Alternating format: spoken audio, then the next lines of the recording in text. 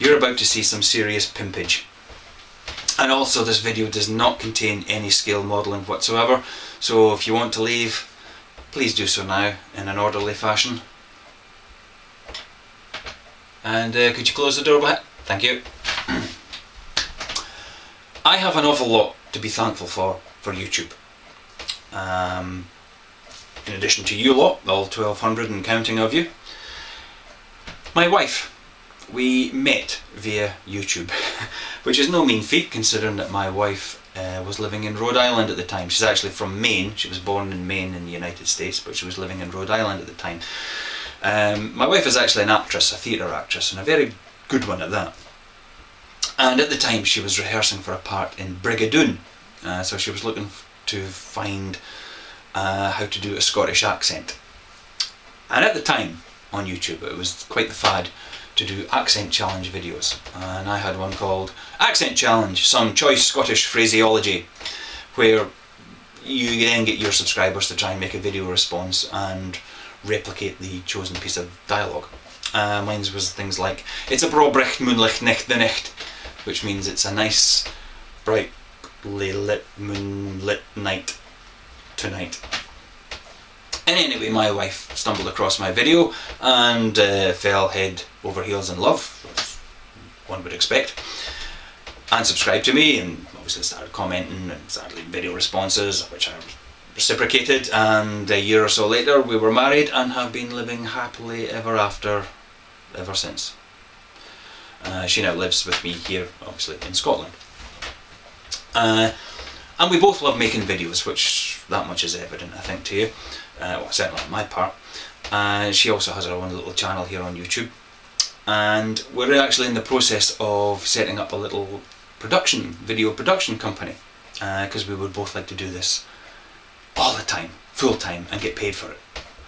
Rather than me heading off to the factory every day and my wife heading off to her little cubicle in her office or whatever. And we're calling our little production company August Pictures, because we met in August. Now, skip ahead. There is a thing called the 48-hour film project, which was started in Washington DC a few years ago, and is now spread. It's worldwide. And the concept is, you register your filmmaking team, be it a single person, an entity or whatever, or an actual company, and then you all meet at a pre-arranged location on a Friday evening at about 6 o'clock-ish. Each team is then randomly selected to then randomly pick a genre, you know, like comedy, sci-fi, western, musical, silent, drama, that type of thing. Once each team has their genres, we're all given the same set of criteria that we must include in our little 4 to 7 minute short film. And the 3 criteria are a character, a line of dialogue, and a mirror. And in the case of the Dundee event, the character was Jack or Jacqueline Robertson, who is a life coach. The line of dialogue was, "Who was that?" And the prop was a mirror. And because it was Dundee's first year participating in the event, we also had to incorporate a local landmark. So once we're given all these things, oh, we got mockumentary, that was our genre, which in hindsight, to be honest with you, if we had to choose our genres, I probably would have selected mockumentary anyway. And of course we run the risk of the obvious comparisons being drawn to a certain sitcom set in an office.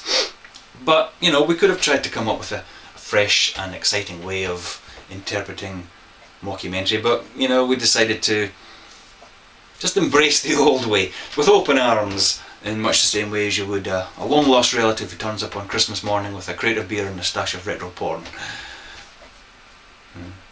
Yeah, so we got mockumentary. So what then happens is you're released at 7 o'clock on the Friday, and I'm telling you, there were teams there with like tripods with cameras and laptops and sound recording equipment, kind of like just waiting for the guy to say go, and they were all like, you know, cloud of dust, away. And these guys were like up for the entire, as the name suggests, it's 48 hours. You have until the Sunday, In fact, it's actually 48 and a half hour, because it's 7:30 on the Sunday that you have to all come back in and hand in your finished film. So some of these guys were up for the entire duration of the period, and I think we actually came up with our story idea in the cafe. It was a little coffee house that we all met. Annie and I came up with our little what we were going to do there and then I think we went off and did some grocery shopping. I had the Dundee model show the following day, so it was about 5 o'clock in the evening on the Saturday before we actually started filming. And in true typical August Pictures fashion, we finished rendering our film at 6:50 on the Sunday evening. They needed it submitted on a USB stick and on a DVD data disc. So at 6:50 we then transferred it to the USB stick, which took an agonising further 8 minutes.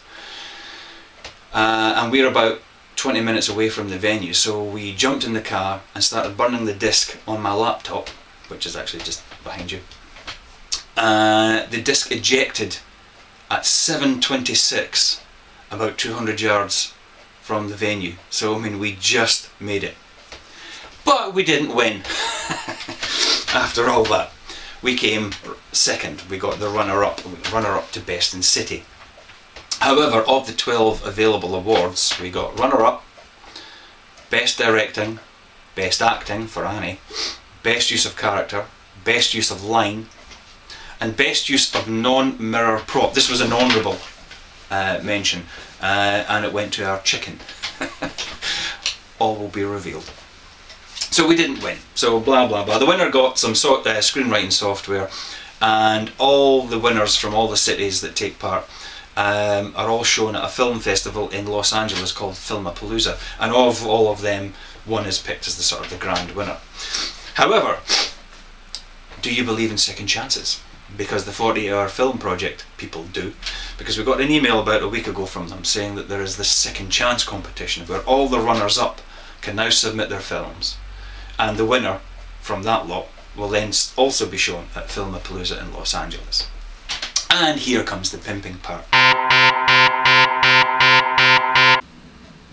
Now, whereas the winner for the main competition was voted for by industry professionals, in fact all the awards were voted in that manner, you can see where this is going, can't you? The winner for the second chance competition will be voted for and decided by the general public. Now, one downside of that is that it has to be done via a Facebook page. You have to have your own Facebook page in order to vote.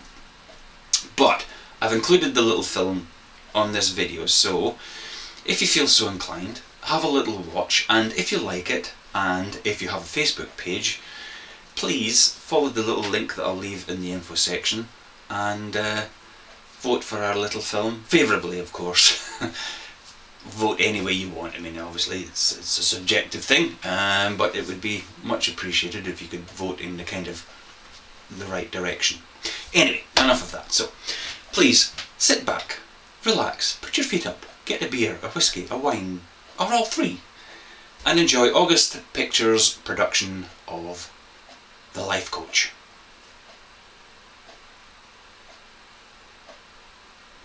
Roll the film. Thank you.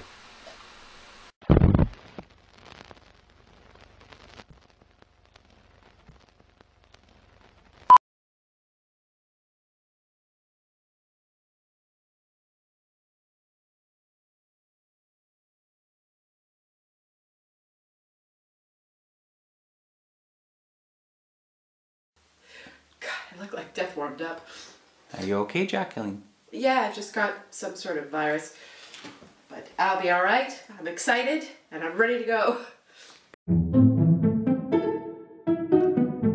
So tell me, Jacqueline, what brought you to Dundee in the first place?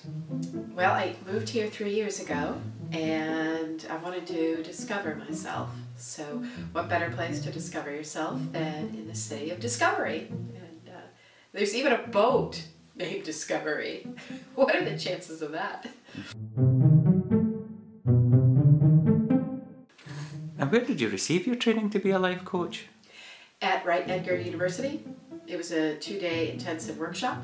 And at the end they gave us a piece of paper with my name on it, so I guess it's all official.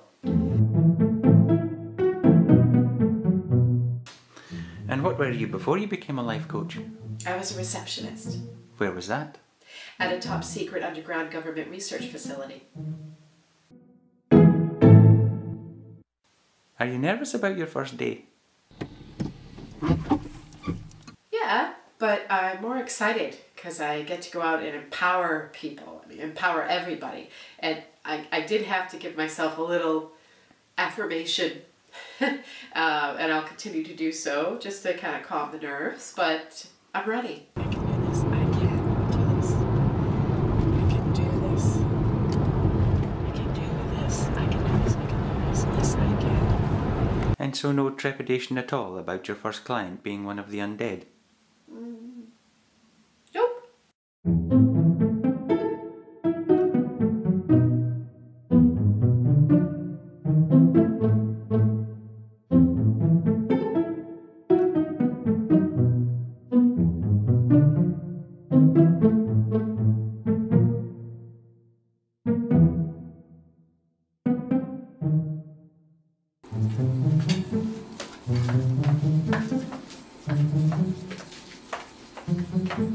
Hi. Stay.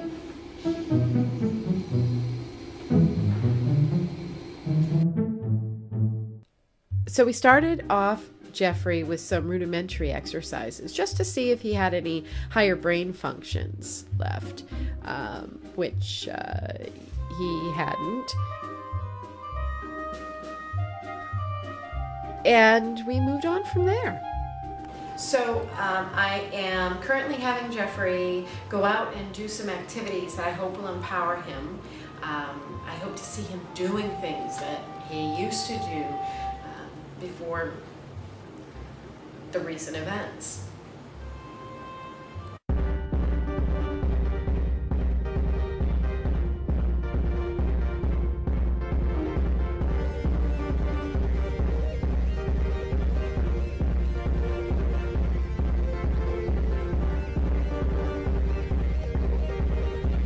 And I feel it's always important to reward good behavior.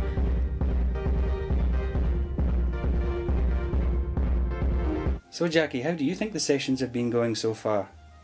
You know, he's very intense, but some might see that as a weakness. I see that as a strength, especially as his coach, because that intensity, I think, will help propel him to become a vital contributor in society. Do you think he's improved? Oh, yeah, I really do. It was a little touch and go at first, but I think he will eventually get there, and I do see... Has he tried to eat you yet?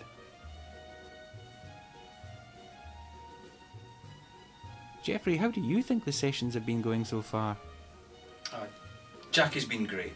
Absolutely fantastic. I mean, she's really helping me integrate my way back into what's left of society. And what about your family? Have they been supportive through all of this? No, I hate them. So what I've done is I've gone a little extreme, but I think it will be helpful to Jeffrey. And I've actually brought him to my house as an experiment. We placed him with chickens, and he did really well. He petted them. He actually got them to coo, but there was no intention, it seemed, of trying to eat them, which I think is very important for Jeffrey. So I have Jeffrey tied up I have Jeffrey outside right now, and... whereabouts? Outside. We didn't see anybody outside. Oh, shit.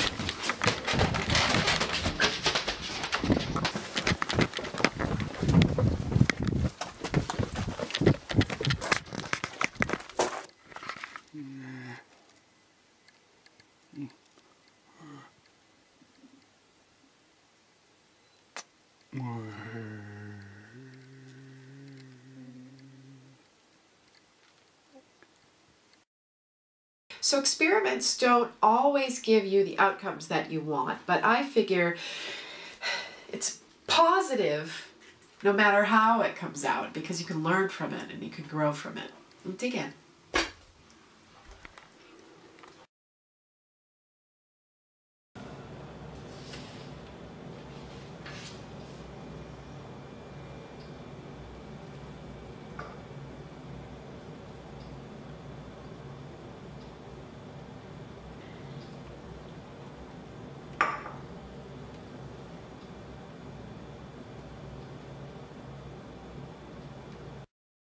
I don't suppose this is how Giorgio Romero would have imagined things, eh?